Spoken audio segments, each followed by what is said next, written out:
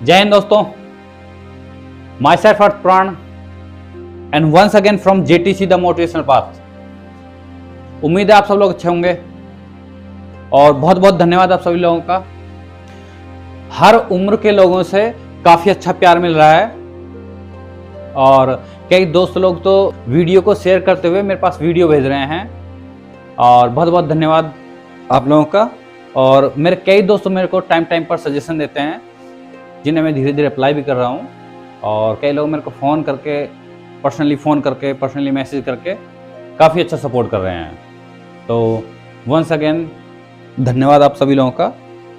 और दोस्तों, आज बात करने वाले हैं एक ऐसे शख्स के बारे में जो हमारी नज़रों के सामने होता है, लेकिन कई बार हम उसको नज़रअंदाज कर देते हैं। दोस्तों, होता क्या है, जब हम किसी एक अच्छी ज़िंदगी से गुजर रहे होते हैं, किसी अच्छे दौर से गुजर रहे होते हैं, तो हमारे चाहने वाले, प्यार मोहब्बत करने वाले बहुत लोग मिल जाते हैं। और कई लोग तो मतलब बहुत दूर तक का भी कनेक्शन बता देते हैं कि हमारे खास जानने वाले हैं। लेकिन दोस्तों, जब हम किसी ऐसे मंजर से गुजर रहे होते हैं जिससे हमें नहीं गुजरना चाहिए, किसी कठिन परिस्थिति से गुजर रहे होते हैं, ऐसी स्थिति में लोग अपना पैर पीछे हटाने लगते हैं। जो लोग खास रिश्तेदारी, खास कनेक्शन में होते हैं, कई बार वो लोग अपने रिश्तेदारी या कनेक्शन बताने से शर्मा जाते हैं। लोग बातचीत करना या फिर मिलना जुलना कम पसंद करते हैं कि कहीं कुछ मांग ना ले, और अगर गलती से हमने या भूले से हमने दे भी दिया तो फिर देगा कहाँ से। तो दोस्तों, ऐसी परिस्थितियाँ लगभग किसी के भी साथ में आ जाती हैं, क्योंकि वक्त आज अच्छा है तो कल बुरा भी होगा और कल बुरा रहेगा तो परसों अच्छा भी होगा। तो दोस्तों, जब आप एक ऐसी परिस्थिति से गुजर रहे हों जहां लोग आपसे बोलना चालना, मिलना जुलना कम पसंद करते हों और आपको सहायता की बहुत ज़्यादा आवश्यक हो लोगों से, तो ऐसी स्थिति में आपके साथ में जो लोग खड़े होते हैं वो होता है परिवार। और परिवार नॉन ब्लड रिलेशन भी हो सकता है और ब्लड रिलेशन तो होता ही है। तो परिवार अपने आप में बहुत बड़ी चीज़ है। हमें जितना ज़्यादा हो सके परिवार को संजो के रखना चाहिए। तो दोस्तों, आज की मेरी जो कविताएं हैं वो परिवार को लेकर ही हैं। तो दोस्तों, आज हम परिवार के एक ऐसे शख्स के बारे में बात करने जा रहे हैं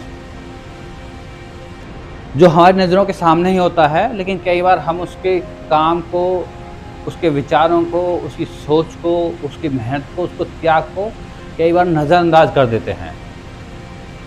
और वो शख्स होता है परिवार की पहली संतान, स्पेशली जब वो संतान एक लड़के के रूप में हो। दोस्तों, होता क्या है कि जब गरीबी घर में एंटर करती है ना, तो सब कुछ तहस नहस कर देती है। और ऐसी स्थिति में सबसे ज़्यादा चिंता माँ बाप को सताती है कि हम बच्चों का पालन पोषण कैसे करेंगे, कैसे पढ़ाएंगे लिखाएंगे, कैसे गुजारा करेंगे। काफ़ी सारी जिम्मेदारियां हैं जो माँ बाप के कंधों पर आ जाती हैं।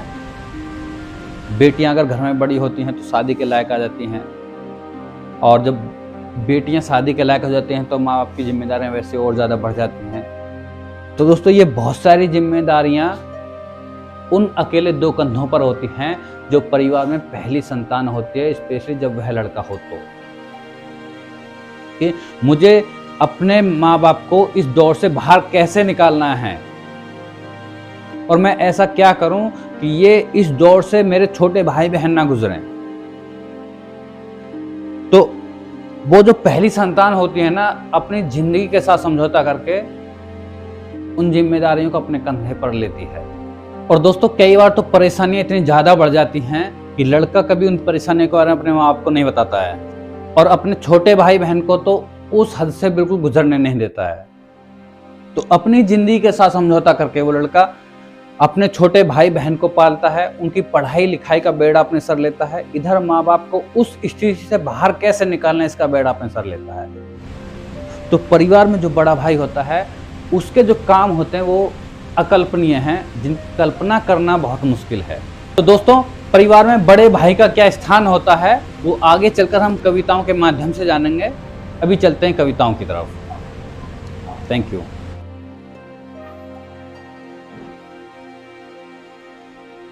तो दोस्तों, आज की कविताएं परिवार के उस शख्स के बारे में हैं जो एक परिवार की सबसे ज़्यादा जिम्मेदारियां उठाता है।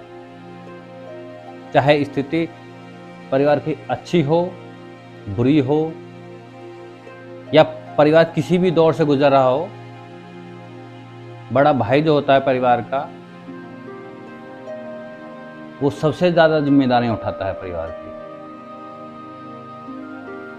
तो वो क्या काम है, क्या स्थान होना चाहिए बड़े भाई का, क्या स्थान होता है, उन सब के बारे में हम लोग कविताओं के माध्यम से जानेंगे। तो दोस्तों शुरू करते हैं कि औलाद के होने से घर में आती हैं रौनकें, खुदा किसी और की खुशियों को तुम्हारी झोली में डालता है। दोस्तों किसी और की खुशियों से मतलब है कि परिवार में जब कोई बच्चा होता है, वहां से लेकर और शादी तक वो परिवार को तमाम खुशियां देता है, लेकिन जैसे उसकी शादी होती है वहां से वो खुशियां और ज़्यादा बढ़ जाती हैं, क्योंकि वहां से अब उसकी खुशियां किसी और की ज़िंदगी से भी जुड़ गई हैं। तो औलाद के होने से घर में आती हैं रौनकें, खुदा किसी और की खुशियों को तुम्हारी झोली में डालता है। और माँ बाप वो खुशी है इस जहां की जो अपनी औलाद के पैर में चुभे हर कांटे को निकालता है। दोस्तों माँ बाप वो चीज है जो किसी भी दर्द से गुजर सकता है, लेकिन अपनी औलाद को कभी वो दर्द से गुजरने नहीं देगा। चाहे उसके लिए उसको कुछ भी करना पड़े, लेकिन अपनी औलाद को कभी उस दर्द से नहीं गुजरने देगा। तो औलाद के होने से आती हैं घर में रौनकें, खुदा तुम्हारी झोले में किसी और की खुशियों को डालता है। और माँ बाप वो खुशी है इस जहां की जो अपनी औलाद के पैर में चुभे हर कांटे को निकालता है। पर वक्त की मार पड़ती है तो गरीबी घेर लेती है माँ बाप को भी। कि वक्त की मार पड़ती है तो गरीबी घेर लेती है माँ बाप को भी। बेटा अगर जवान हो तो उनके कंधों का बोझ संभालता है। कि वक्त की मार पड़ती है तो गरीबी घेर लेती है माँ बाप को भी। बेटा अगर जवान हो तो उनके कंधों का बोझ संभालता है। और बेटियों के बड़े होने से अक्सर जिम्मेदारियां बढ़ जाती हैं माँ बाप की भी। कि बेटियों के बड़े होने से अक्सर जिम्मेदारियां बढ़ जाती हैं माँ बाप की भी। बेटा अगर घर में बड़ा हो तो अपने भाई बहन को अपने बच्चों की तरह पालता है।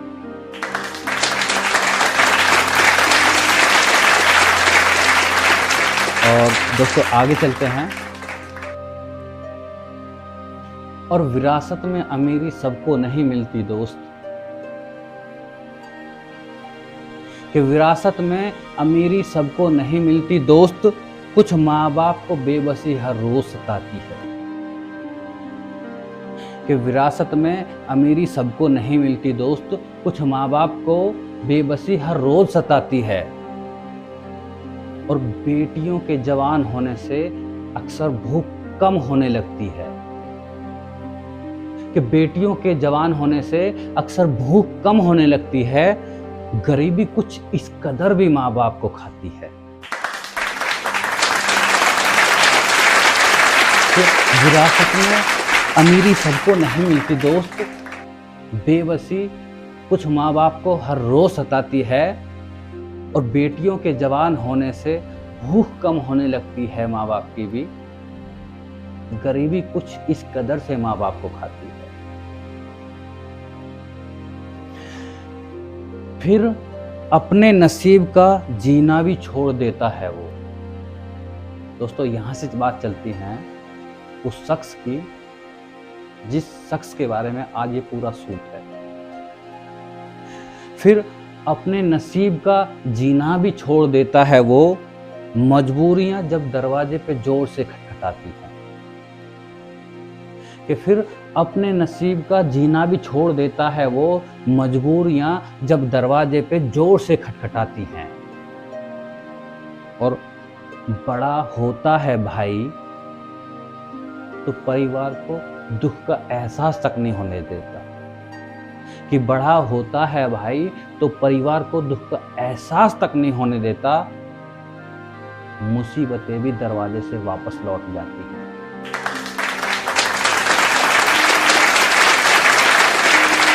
और दोस्तों आखिर में चलते हैं।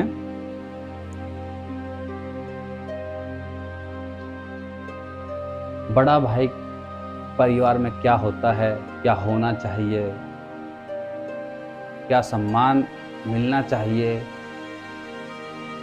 उस सब के बारे में आखिर की कुछ पंक्तियां हैं।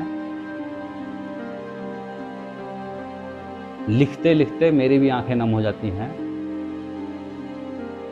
तो अच्छा लगे तो प्यार और सपोर्ट जरूर देना।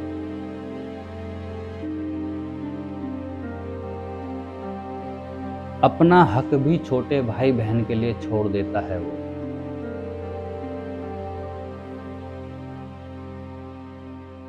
कि अपना हक भी छोटे भाई बहन के लिए छोड़ देता है वो, दिन फिर भी उसके किसी हालात में गुजर जाते हैं। कि अपना हक भी छोटे भाई बहन के लिए छोड़ देता है वो, दिन फिर भी उसके किसी हालात में गुजर जाते हैं। अगर सिर पे साया हो बड़े भाई का तो, अगर सिर पे साया बड़े भाई का हो तो बुरे से बुरे हालात भी एक दिन सुधर जाते हैं।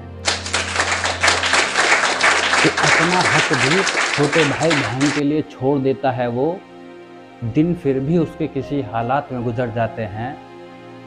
और सिर पे साया अगर बड़े भाई का हो तो बुरे से बुरे हालात भी एक दिन सुधर जाते हैं।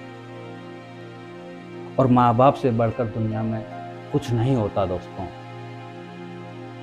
कि माँ बाप से बढ़कर दुनिया में कुछ नहीं होता दोस्तों। उनकी दुआओं से हर ख्वाब संवर जाते हैं। कि माँ बाप से बढ़कर दुनिया में कुछ नहीं होता दोस्तों। उनकी दुआओं से हर ख्वाब संवर जाते हैं। और कभी फुर्सत मिले तो भाई को गौर से देखना। कि कभी फुर्सत मिले तो भाई को गौर से देखना दोस्त। बड़े भाई के चेहरे में माँ बाप नजर आते हैं।